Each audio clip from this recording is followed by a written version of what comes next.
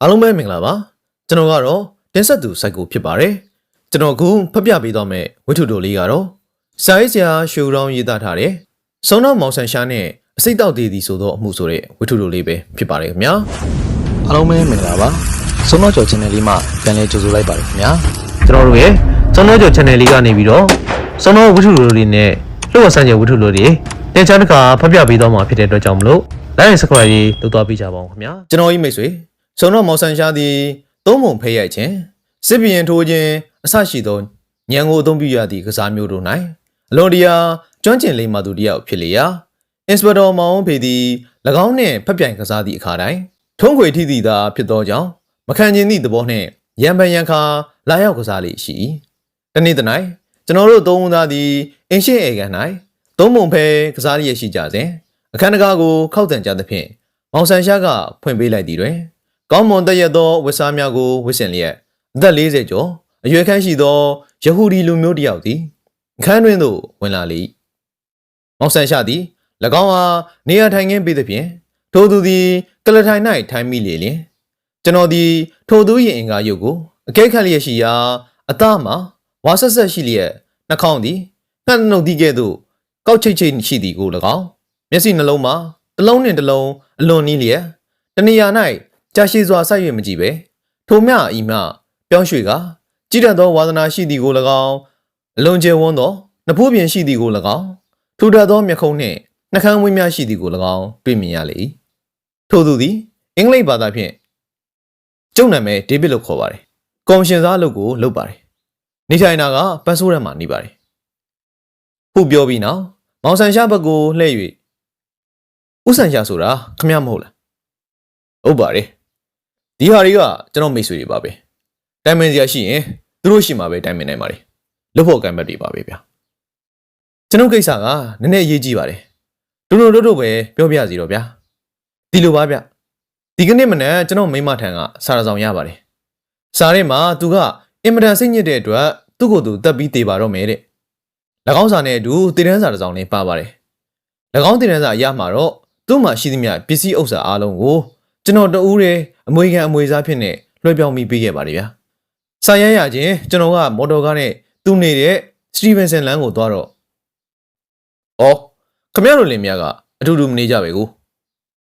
အတူတူမနေကြပါဘူးဗျာ။ရံဖြစ်ပြီးခွဲနေကြတာတစ်နှစ်ကျော်လောက်ရှိသွားပါပြီ။ခွဲနေကြပေမဲ့အမှန်ပြောရမှာဖြင့်တဦးနဲ့တဦးမေတ္တာကုန်ကြတာတော့မဟုတ်ဘူးပေါ့လေဗျာ။တဦးကလည်းငါကတော့ဝင်မချဘူး။သူကဝင်ချရင်ပြန်ပေါင်းမယ်။တဦးကလည်းငါမှန်လျက်နဲ့ဝင်ချလို့ဖြင့်မပေါင်းဘူး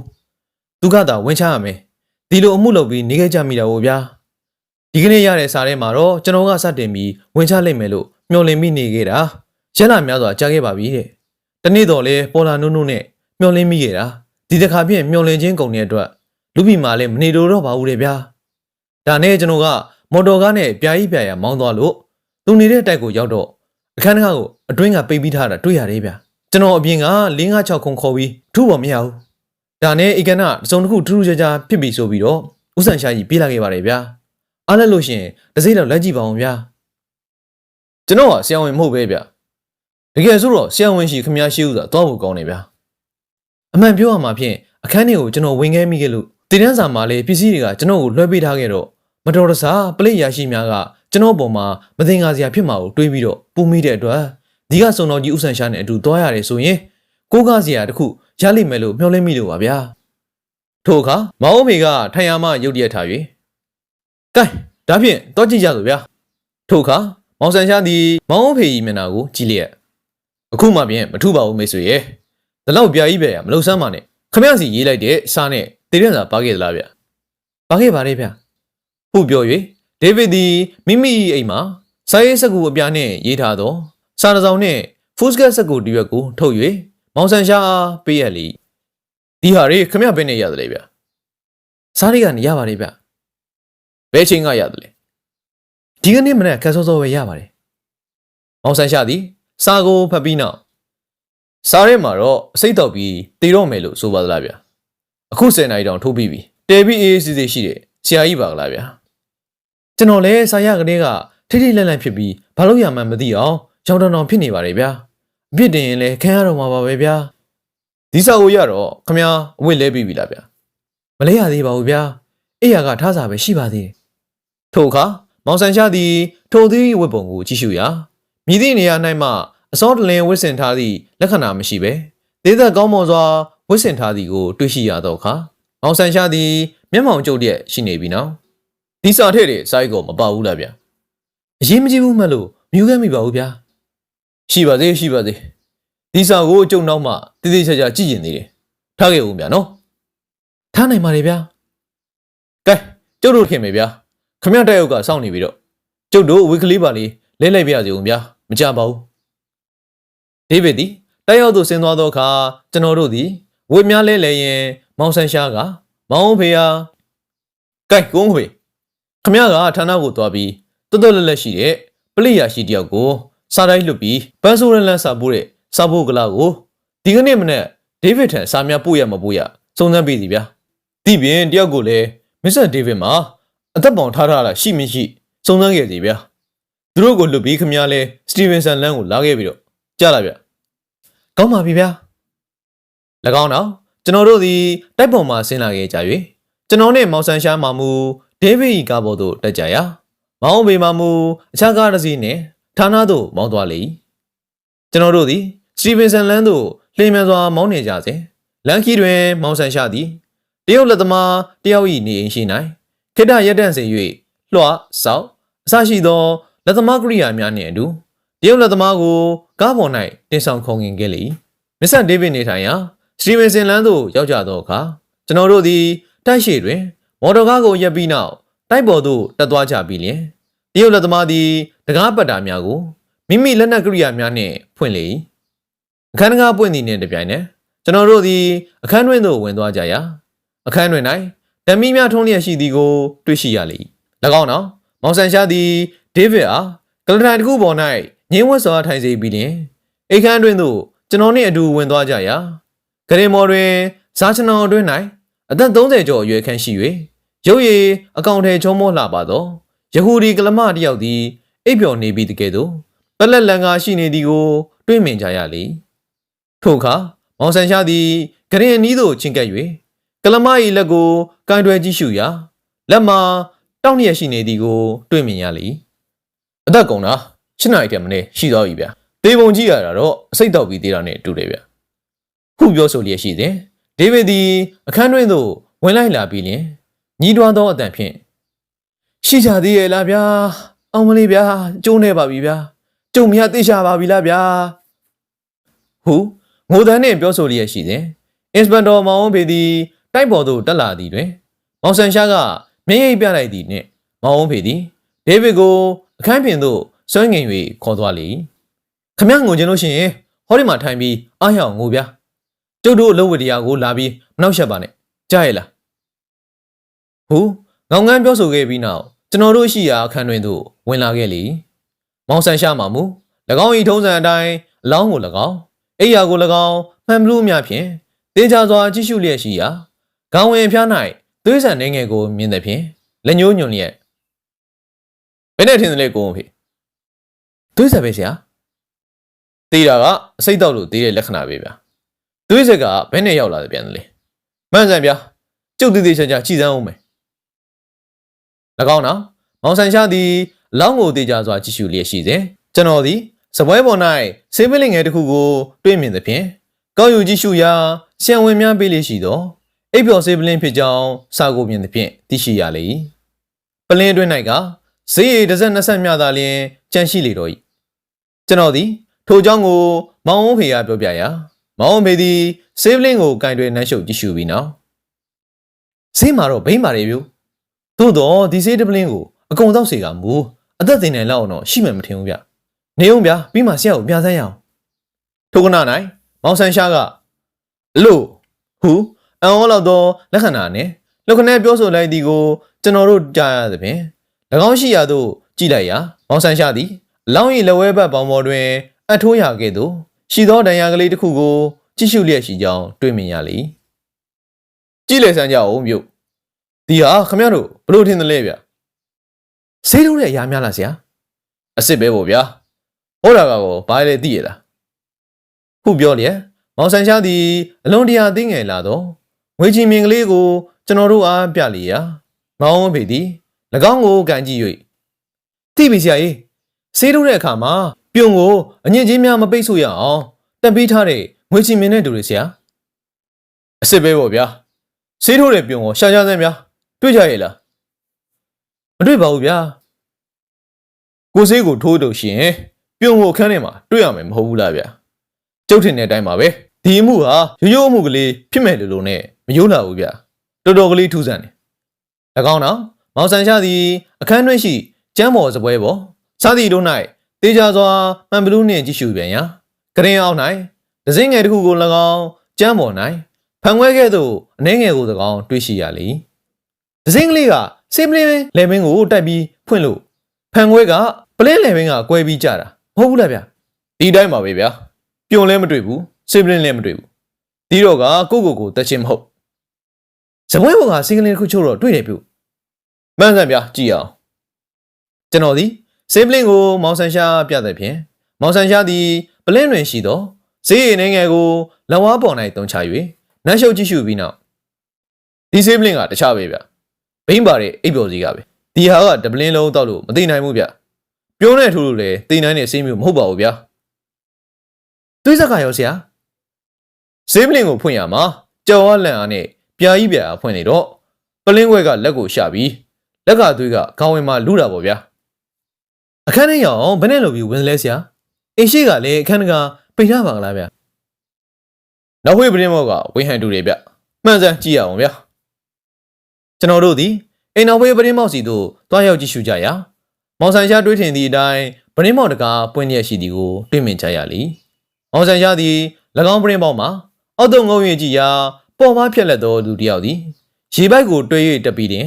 ၎င်းဤတိုင်းပြန်၍ဆင်းကလွယ်တကူဆင်းနိုင်ကြောင်းတွေ့ရှိရလိကျွန်တော်ဖြင့်ဒေးဗစ်ကိုမသိငါဘူးဆရာဘာကြောင့်လဲဗျဒီမိမသိရင်သူ့အမွေရမယ်လို့တည်ရန်စာကဆိုတယ်မဟုတ်လားဗျသူသက်တာဖြစ်မှာပေါ့တည်ရန်စာကိုလည်းကြုံမယုံဘူးဗျသူ့ကိုလည်းကြုံမယုံသို့တော့သူကိုယ်တိုင်သက်တာတော့မဟုတ်ဘူးဗျဘယ်နဲ့ကြောင့်လဲဆရာသူ့လက်ကိုကြုတ်ကြည့်ပြီးပြီဗျဖန်ခွဲရှာတဲ့တိုင်ရမတွေ့ဘူးတက်တဲ့လူဟာလက်မှာတိုင်ရရှိရမယ်ဗျသူလည်းလုံးလုံးတော့မကင်းဘူးပေါ့ဆရာမကင်းဘူးလို့တော့ထင်နေဗျကဲဒီတော့ကျုပ်တို့ကလက်တဲ့အစ်စ်မပေါ်မချင်းဒေးဗစ်ကိုဖမ်းလို့မတော်သေးဘူးဗျသူ့ဘော်မှာသင်္ကမကင်းရှိကြောင်းကိုလည်းသူလုံးလုံးမသိစေပဲနဲ့အဝေးကအမှတ်တမဲ့အသာကလေးချောင်းကြည့်နေကြမှာတော်လိမ့်မယ်ဗျကျွန်တော်တို့ဒီနောက်ဖေးပရင်ပေါင်းမှအခန်းတွင်သို့ပြန်၍ဝင်လာကြစဉ်ပလိရရှိတယောက်သည်တိုက်ပေါ်သို့တက်လာ၍မောင်အောင်ဖေစေလို့သည့်အတိုင်းတွားရောက်စုံစမ်းရာယနေ့နက်နက်စောစောကမစ္စတာဒေးဗစ်ထံစားတစောင်းကိုစားပုတ်ကလာကတွားရောက်ပို့ပေးရသည်ဟုထွက်ဆိုကြောင်းမစ္စတာဒေးဗစ်အသက်ကိုလည်းအီလီယန်တဲအသက်အာမခံကုမ္ပဏီတွင်9000ကျပ်နှင့်ပေါင်ထားကြောင်းကိုစုံစမ်းသိရှိခဲ့ရကြောင်းနှင့်ပြောဆိုလေဘယ်နဲ့လဲဆရာအသက်အာမခံကုမ္ပဏီကကိုယ့်ကိုတက်တည်တဲ့အတွက်ရောချင်းမပေးဘူးမဟုတ်လားဆရာမှန်ပါတယ်ဗျသို့တော့ဒီမှုကတော်တော်နဲ့စင်မိထားတဲ့အမှုနဲ့တူတယ်ဗျအခုတော့ကျုပ်တို့ဘာရည်လို့တည်တည်ချာချာကြီးမတွေးတော့နိုင်အောင်ရှိနေသေးတယ်သို့တော်လည်းဒီလောက်ကြည်ရခံမိမှတော့လက်သေးပေါ်ဖို့မခဲရင်ပါဘူးထင်ပါရဲ့ဗျာကင်ကုန်းဖေးလောင်းကိုစေးုံပို့ပြီးဒေးဗစ်ကိုလည်းသူ့သွားခြင်းသွားပါစီဗျာသူ့ကိုစောင့်ကြပ်ပြီးကြည့်ဖို့တော့ကျုပ်ကိုယ်တိုင်စီမံမယ်ဗျို့ကဲကျုပ်တို့ပြောင်းမယ်ဗျာအကြောင်းထုတ်ရင်အိမ်ကိုလာခဲ့ပြီတော့ဗျာနေအိမ်တို့ကြောက်ကြလျင်အောင်ဆန်ရှားသည်ရခင်ကတောင်းယူထားလိုက်တော့စာနှင့်တေးတန်းစာကိုတေးချစွာကြည့်ရှုပြီးနောက်ကဲကိုသိမောင်ဒီစာနှစ်ဆောင်မှာဘာများထူးကြသလဲဗျာတေးချကြကြည့်စမ်းဗျာကျွန်တော်ဒီမောင်ဆန်ရှားခိုင်းစီသည့်အတိုင်းကြည့်ရှုပြီးနောက်ပေးစာမှာပထမအပိုင်းကကလောင်သွားတစ်မျိုးဗျ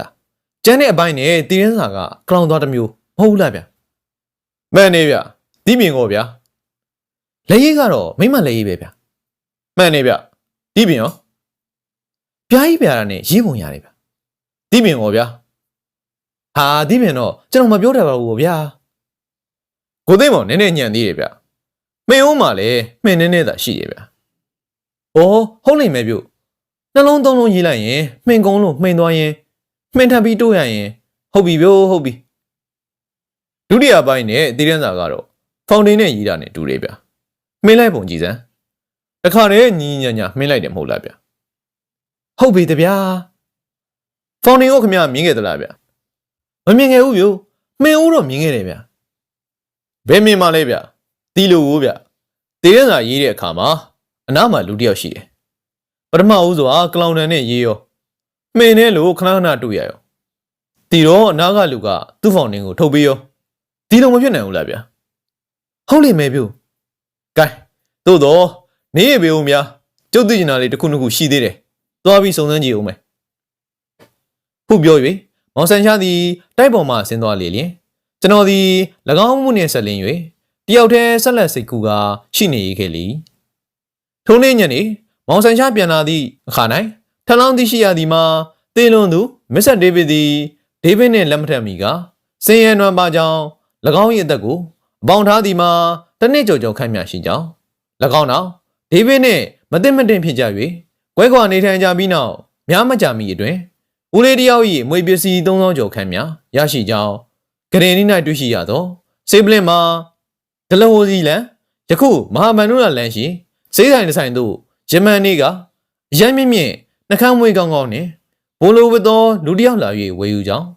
အလောင်းကိုရင်ခွဲရုံ၌ခွဲ၍ကြည့်ရှုသည့်အခါဆရာဝန်ကအစာအိမ်၌အိပ်ပျော်စေးများတွေ့ရှိတော်လေ၎င်းမိမတေဆုံးခြင်းမှာထိုအိပ်ပျော်စေးကြောင့်မဟုတ်တွေးကြောများ၌အစိတ်ကိုပြုတ်နှင့်ထိုးသွင်းသောကြောင့်အသက်သေဆုံးခြင်းဖြစ်ကြောင်းနှင့်ဆရာဝန်ကထွက်ဆိုသည်ဟုကျွန်တော်ကပြန်ပြောင်းပြောပြလေဆေးလာဝဲတာကအရင်မြင့်မြင့်လို့ပြောရပါတယ်ဒေးဗစ်ကအရင်လည်းမမြင့်ပါလားဗျာဒေးဗစ်ဝဲတာမဟုတ်လို့ပေါ့ဗျာဒီမှုမှာဒီပင်လူတယောက်ရှိသေးတယ်လို့ကျုပ်ကအစကတည်းတော့မပြောဘူးလားကဲသို့တော့ကိုမေတို့စီတွားပြီးလက်ကြီးရလို့ဗျာလိုက်အောင်မလားဗျာလိုက်တာပေါ့ဗျာကျွန်တော်ဒီမောင်မေရှိရာဌာနသို့ရောက်ကြသဖြင့်အမှုအကြောင်းနဲ့ပတ်သက်ရာတိုင်ပင်နှီးနှောလျက်ရှိကြစဉ်နေရာကျလိုက်တာဆရာရဲ့ဘာများလဲဗျာဒေးဗစ်နဲ့သွားဝင်လုပ်ဖက်လုပ်တဲ့ဣသရာဆိုတဲ့ယဟူဒီကလာကအရင်မြင့်မြင့်နှခမ်းမွေးကောင်းကောင်းပဲဆရာ။ဩထောက်လန့်မိပြီလားဗျ။ဒီပြင်ကောဘယ်သူပါသေးသလဲဗျ။အဲ့ဒီဣသရာနဲ့အတူဒါကတော့ရေဘကာလို့ခေါ်တဲ့ကလမတစ်ယောက်ရှိတယ်ဆရာ။တရင်ရပုံကတော့သူတို့နှစ်ယောက်ကဒေးဗစ်ကိုမြှောက်စားနေတယ်လို့ကြားတယ်ဗျ။သူတို့နှစ်ယောက်ကိုမျက်ရှိမပြတ်နဲ့ကြားလာဗျ။စိတ်ချပါဆရာ။ထိုခဏ၌အသက်40ကျော်ခန့်အရွယ်ရှိကလမတစ်ယောက်သည်ဌာနသို့ပြားရိပ်ပြာတာဝင်လာပြီးလျင်စတီဗင်ဆန်လန်မစ္စတာဒေးဗစ်ကိုတတ်တာဘယ်သူမှဆရာတို့သိကြရလားယင်ဆုံးတော့မှာပဲဗျဆုံးတော့မနေပါနဲ့တော့ရှင်ဘယ်သူမှမဟုတ်ပါဘူးသူ့ယောက်ျားတတ်တာရှင်ချက်ချင်းသာသွားပြီးဖမ်းကြပါတော့ထိုင်ပါဦးဗျခမရဖက်နေသေးတယ်ဗျယောဟောဒီစာကိုသာဖတ်ကြည့်ပါတော့ရှင်ဟုပြော၍စာရဆောင်ကိုစပွဲပေါ်သို့ပြေး၍တင်သဖြင့်မောင်ဆန်ရှာသည်၎င်းစာကိုဖြည့်ကြည့်၍အင်္ဂလိပ်ဘာသာဖြင့်ရေးသားထားကြောင်းတွေ့ရှိရလေရာမြန်မာအဓိပ္ပာယ်မှာအောက်ပါတိုင်းဖြစ်ပေ၏ဣဇရာသည်ကျမထံအချင်းချင်းလာ၍ဒေးဗစ်ကမိတာမကုန်သေးကြောင်းကိုပြောပြပါသည်ကျမတို့နှစ်ဦးတဖန်ပြန်၍ပေါင်းမိစဉ်ရန်လည်းအကြံပေးပါသည်သူ၏အကြံမှာကျမကစိတ်ညစ်ညူးသောကြောင့်လူပြည်၌မနေတော့မြေကြောင်းကိုစာရေး၍ပေးပြီးလျင်တေးတန်းစာနှင့်တကွာပေးဖို့ပြီးနောက်အိပ်ပျော်စေးတစ်ခွက်ကိုတောက်ပြီးလျင်တေးချင်းပြုတ်၍နေပါကဒေးဗစ်လာရောက်သောအခါယူကျုံမရဖြစ်ပြီးလျင်ရှေးကထက်ပုံမချစ်ခင်လိမ့်မည်ဟုပြောပါသည်ကျမကလည်း၎င်းကြံစီကိုသဘောကျပါသည်ယနေ့ညဤကြံတိုင်းပြုပါတော့မည်မနေ့ပြန်ညနေလောက်ကျမထံအလဲနာလာနေမှာကလာပါအကျိုးကြောင့်ပြောပြပါမည်မစ္စတာဒေးဗစ်ခမရနာမည်ကမစ္စတာအန်တိုနီဟုတ်စားဟုတ်ပါတယ်ရှင်မစ္စတာဒေးဗစ်နဲ့ဘယ်နဲ့တော့လဲဗျတငယ်ချင်းပါပဲအင်မတန်ခင်ပါတယ်ဘာမှတော့မတော်ပါဘူးရှင်ခမရအခုမစ္စတာဒေးဗစ်အင်ကလာတယ်ဟုတ်စားမှန်ပါတယ်ရှင်ဒေးဗစ်အင်ကိုရောက်ခဲ့သလားဗျရောက်တော့လေဒေးဗစ်နဲ့မတွေ့ခဲ့ရပါဘူးရှင်ဒီစာရကြောင့်ဘသူ့ကိုပြောပြီးပြီလေဗျဘသူ့ကိုမှမပြောရသေးပါဘူးရှင်ကောင်းပါပြီဗျခမရတငယ်ချင်းတက်တဲ့လူမိချင်ရင်ဒီစာအကြောင်းကိုဘသူမှမပြောနဲ့ဗျကြားလားကောင်းပါပြီရှင်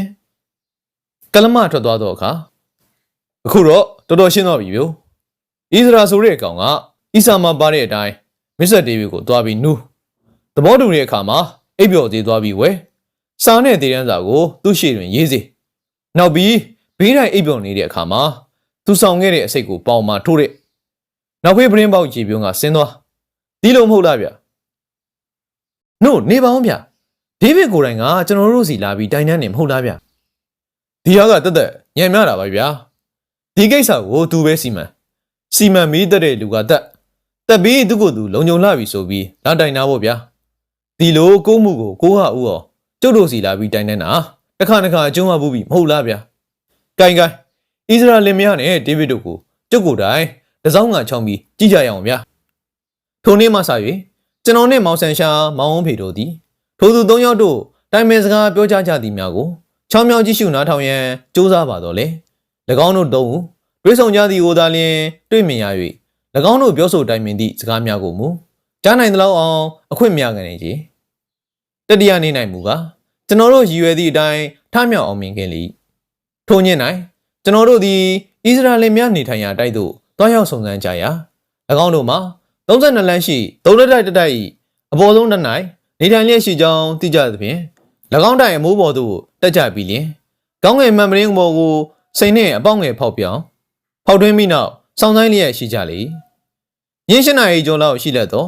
ဣသရာတို့၏အခန်းမှာခြေစံများကြရပြီးနောက်ဓမီများရုတ်တရက်လင်း၍လာလေရာကျွန်တော်တို့သည်အမိုးပေါ်မှချောင်းမြောင်းကြည့်ရှုကြသည်တွင်ဣသရာလင်များရောက်လာကြကြောင်းတွေ့မြင်ကြရလေ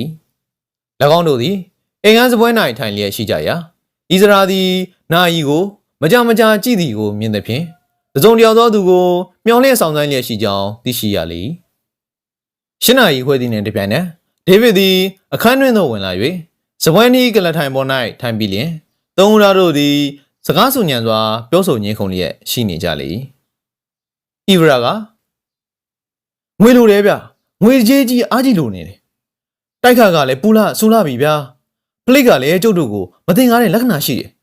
ငွေရောမြန်လို့တော့ဗျကျုပ်တို့ဝေစုကလေးယူပြီးအိန္ဒိယပြည်သွားချင်လာပြီဗျာဒေးဗစ်ကဘယ်နဲ့လုံမလဲဗျကျုံမှလည်းငွေမရှိဘူးကျုံမိမ့်မှထားခဲ့တဲ့အမွေကလေးရဖို့ဟာလေခမရခွာလို့တာမဟုတ်ဘူးလားကျုပ်ကတကားကိုလည်းပိတ်ခဲ့တယ်ပြုံကိုလည်းယူခဲ့တယ်ဗျတိုင်းတော်ဝေးကလည်းဆင်းလာခဲ့တယ်ဘာလို့သေးလဲဗျခမရညံကုန်ပြီစုံတော့တွေတိုင်လာပါလာလို့အားလုံးခွာကြကုန်တာမဟုတ်လားဗျခမရဟောအေးဆေးပလင်းကိုမေးခဲ့ပြီးထားခဲ့တယ်မဟုတ်ဘူးလားဗျမင်းရောဘာဖြစ်သလဲဗျာဒါကြောင့်သေးတာမှမဟုတ်ဘဲနဲ့ဒါမင်းတို့ပလိတ်ကချီရခံမိတာပေါ့ဗျာရှင်ဒီလိုကြီးပဲငွေကလေးပေးရမယ်ဆိုတော့ဟိုလူလိုက်ချဒီလိုလိုက်ချပေးပါရှင်ငွေကို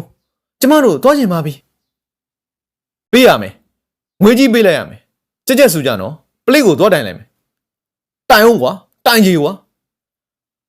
ခုပြောလျက်ပြောင်းလဲသောလက်နက်တစ်ခုနဲ့ဒေးဗစ်အားထိုးချိန်လျက်ရှိရာကျွန်တော်တို့သည်အရေးတကြီးအမိုးပေါ်မှလင်းမြန်စွာပြေးဆင်းလာခဲ့ကြ၍တိုက်ခန်းတွင်သို့ပြေးဝင်ကြလေ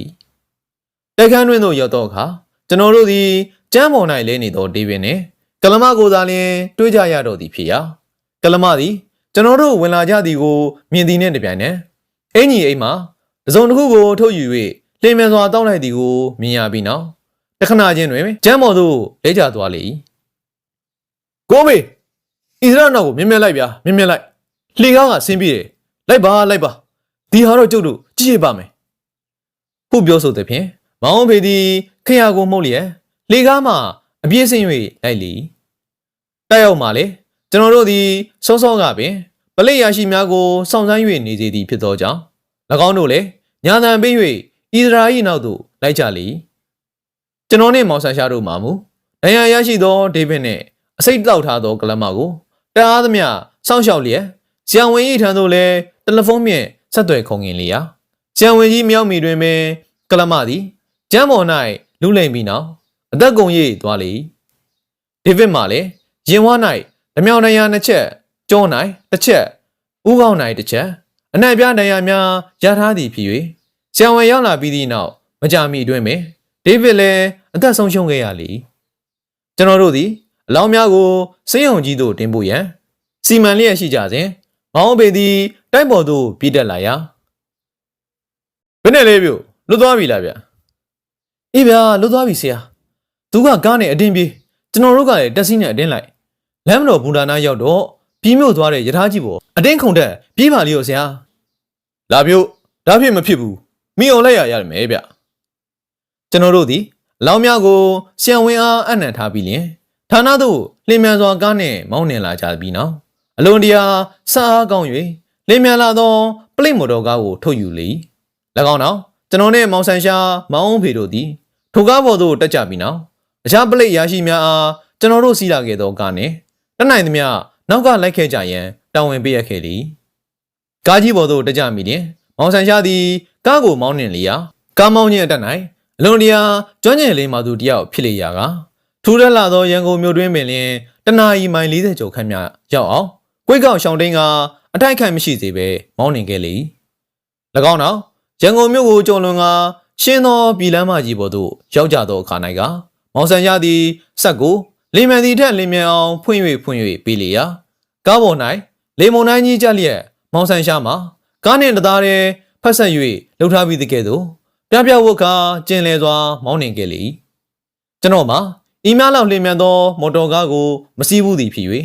ဖျားဟုရေရွက်ကကြောင်အားတကြီးလိုက်ပါလေရာမီတာကိုလိုက်၍ကြည့်လိုက်သောအခါ၌က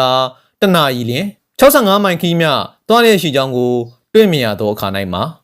ကျွန်တော်မှာမျက်လုံးများဖွင့်လျက်နားများမှာလည်းမြည်သည့်အတန်ကိုမှမကြားတဝီမြည်တန်ကိုသာကြားရသည်ဖြစ်ရာတခုသောနေရာသို့ရောက်သောအခါ၌ကမြည်ရထားကိုအဝေးမှလှမ်း၍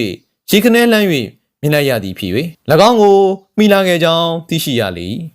ထို့ရာတွင်မောင်ဆန်ရှာသည်စက်ကိုအရှင်လျှော့မိအစားရှေးကထပ်ပင်တိုးရင်မောင်းနှင်ပြန်လေရာ10မိနစ်ခန့်မြမောင်းနှင်မိသောအခါကားသည်နဘေးသို့ချိုးဝင်ပြီးနောက်ရုတ်တရက်ရပ်တန့်လိုက်သည်တွင်မှကျွန်တော်တို့သည်ဘူရယုံတယုံသို့ဆိုက်ရောက်လျက်ရှိကြောင်းသိရှိရလေမောင်ဆန်ရှာသည်ကားပေါ်မှလှည့်မြန်စွာခုန်တွင်ဆင်း၍မိရထားယုံပိုင်အားမိရထားကိုရပ်တန့်စေရန်အလံကိုပြစေလေ၎င်းဘူတာမှာတင်းငယ်သောဘူတာယုံမြဖြစ်သောကြောင့်စာပွေထားသည်ဒီလိုနေရာ၌မရကြောင်းကိုသိသဖြင့်မောင်ဆန်ရှားကစိတ်ခိုင်းရခြင်းဖြစ်လေတမိုင်ခီးမြမိရထားသည်ကျွန်တော်တို့ရှိရာဘူတာသို့လှည့်မြန်စွာမောင်းနှင်၍လာလျက်ရှိရာမောင်ဆန်ရှားနှင့်မောင်ဖေတို့သည်အလွန်တရာအံ့ဩလျက်ရှိနေသောယုံပိုင်အားမိမိတို့၏တစိမ့်များကိုပြ၍မိရထားကိုရပ်တန့်စေရန်မိနစ်များပြဖို့အမိန်ပေးလျက်ရှိလေနောက်ဆုံး၌ယုံပိုင်သည်အရေးကြီးကြောင်းယုံကြည်သည်ဖြစ်၍အလံနိုင်ပေါ်သို့မိရအိမ်ဒီများတင်ပြီးလျင်လက်မှာမိရအိမ်ဒီကိုလည်းရမ်း၍ပြလေရာမိရထားသည်မိနစ်များကိုမြင်သဖြင့်အော်အချင်းချင်းပေးပြီးနောက်စပရိများအတင်းအုပ်၍ရပ်တန့်ရလေထိုခဏ၌ပလိယာရှိတို့သည်လည်းဒုတိယကားနှင့်ဆက်ရောက်လာကြလေမိရထားရပ်တန့်သည်နှင့်တပြိုင်နက်ပလိယာရှိနှင့်ကျွန်တော်တို့သည်မိရထားတွေများပေါ်သို့လင်းမြန်စွာတက်ကြပြီးလျင်တွဲရှာဖွေကြလေရာမိသည့်တွဲ၌မြဣဇရာကိုမတွေ့ဘဲရှိနေခဲ့လေနောက်ဆုံး၌ပလိယာရှိတယောက်ကပြေးပြီဆရာကြီးပြေးပြီဟုအော်တန်ကြတဲ့ဖြင့်ကျွန်တော်သည်ဘူတာဘက်သို့ကြည့်လိုက်ရာလူတယောက်သည်ကျွန်တော်တို့စီးလာခဲ့သောပလိကားကြီးကိုမောင်းနှင်၍ထွက်သွားသည်ကိုတွေ့မြင်လိုက်ရလေထိုအခါမှာကျွန်တော်တို့လည်းလှည့်မြန်စွာလူစုပြီးလျင်ကြန့်ရှိသောကားပေါ်သို့ခုန်တက်၍ကားကြီးနောက်သို့လိုက်လေဣဇရာသည်မိရထားရက်သည်နှင့်တပြိုင်နက်ခုန်ဆင်းပြီးလျင်လယ်ကွင်းမှကွင်းရည်ပြေးထွက်ပြီးနောက်ကားပေါ်သို့ခုန်တက်မောင်းနှင်သွားခြင်းဖြစ်လေသည်မောင်ဆန်ရှာသည်ကားကိုမောင်းနှင်လျက်ကျွန်တော်တို့အားလုံးမှလည်းကြက်တဲတဲနဲ့လိုက်ပါခဲ့ကြလျက်ရှေ့မှကားကိုမိအောင်တင်းမောင်းနှင်ကားခဲ့ရာမိရထားသည်လည်းကျွန်တော်တို့နောက်မှဆက်လက်မောင်းနှင်လိုက်ပါလာခဲ့လေမောင်ဆန်ရှာသည်စက်ကုံဖွင့်၍ကားကိုမောင်းနှင်လျာကြိုင်ဝမ်းသောနေရာများကိုရောက်သောအခါဒုံမြင့်ကဲ့သို့လွှာကနေပြေးသည်ဟုကျွန်တော်၏စိတ်၌မထင်မိလေ၏ရှေ့ကကားနှင့်အနှဲငယ်နီးကပ်၍လာသောအခါမောင်ဖေသည်ရှေ့ကားမှတာယာများကိုတနက်နှင့်လှမ်း၍ပြတော်လေချိန်သားမရ၍မထိမှန်ပဲပြင်းမြဲတိုင်းဆက်လက်၍ပြေးသည်မြေထားလမ်းကူသို့ရောက်သောအခါ၌ကတန်တကားသည်ပိတ်ဆို့ပြီးနှင့်ဖြစ်သောကြောင့်မောင်ဖေကတကားပြင်းမိပြီဆရာကြီးဆရာကောင်မလွတ်ပါဘူးဟုပြောဆိုလျက်ရှိစဉ်ရှေ့ကားပေါ်မှဣဇရာသည်မိတို့ပြရမည်မသိသည့်လက္ခဏာနှင့်ကားကိုအနှဲငယ်အချိန်သက်လေထိုခဏ၌မိရထားသည်ကျွန်တော်တို့၏နောက်မှာပေနီယာခန့်သာလှမ်းဝေးကွာလျက်အချိန်ပြင်းစွာခုန်နှင်လျက်ရှိလေဣဇရာသည်တခဏမျှသာလျင်တွေးဝေစဉ်းစားပြီးနောက်မိမိကားကိုရှေးကားထက်လင်းမြန်စွာမောင်းနှင်ပြီးလျင်မိထားလမ်းကူတန်တကားကိုအတင်းဝင်တိုက်လိုက်ရာကျွန်တော်တို့မှာအံ့အားသင့်ကားကိုရပ်တန့်၍ကြည့်နေရလေဣဇရာ၏ကားသည်တန်တကားကိုအချိန်ပြင်းစွာဖြင့်ဝင်၍တိုးသဖြင့်တကားသည်ကျိုးပဲပျက်စီး၍သွားပြီးလျင်ကားသည်တကားကိုကျော်လွန်၍ မိရထားတန်လန်းရှိ၌ထိုမှဤမှရင်းဟန်ကျဲရှိသည်နောက်မှခုတ်လာသောမိရထားသည်မော်တော်ကား၏အလဲဘိုသို့တဲ့တဲ့ဖြတ်၍ခုံဝင်လာလေထိုခဏ၌ဓစီကန်သည်ပောက်ကွဲသဖြင့်ဖိုးဖွေးဖြူသောမိတော်တို့သည်ရက်တောင်ကြီးတစ်ဖွဲကောင်းဝင်သို့ဖြတ်တက်လျက်ရှိရာ၎င်းမိတော်၏လင်းအောင်ဖြင့်ဣဇရာသည်မိရထားဆက်ကောင်းပေါ်သို့တွေ့၍လိုက်ပါပြီလျင်အလွန်တရာပူလောင်လာသောရင်နွေးပြုံများကိုကန်တွင်မိသဖြင့်ရှုံးမဲကအော်ဟစ်ပြီးနောက်ဝင်းများ၏အကြားသို့ကြာသွားရှာသည်ကိုကျွန်တော်တို့အားလုံးသည်ထင်လင်းစွာတွေ့မြင်လိုက်ကြရလေတော့တည်းစုံတော့မောင်ဆန်ရှာနှင့်အစိမ့်သောက်သည်ဆိုသောအမှုဝတ္ထုတို့လေးမှာဒီမှာပဲပြီးဆုံးသွားပါပြီခင်ဗျာယခုလိုမျိုးစိတ်ဝင်စားဖို့ကောင်းတဲ့ဇလန်းလေးများကိုနားဆင်ကြနေဆိုရင်ကျွန်တော်တို့ရဲ့စွန်တော်ကျော် channel လေးကို like and subscribe လေးလုပ်သွားပေးဖို့မမေ့ကြပါနဲ့ခင်ဗျာလူချင်းမင်းတို့ဖတ်ပြစေခြင်းနဲ့ဇလန်းလေးများရှိတယ်ဆိုရင်လည်း comment မှာမှန်သွားပေးခဲ့ကြပါဦးခင်ဗျာအားလုံးကိုကျေးဇူးအများကြီးတင်ပါတယ်ခင်ဗျာတာယာသောနေ့လေးကိုပိုင်ဆိုင်နိုင်ကြပါစီဗျာ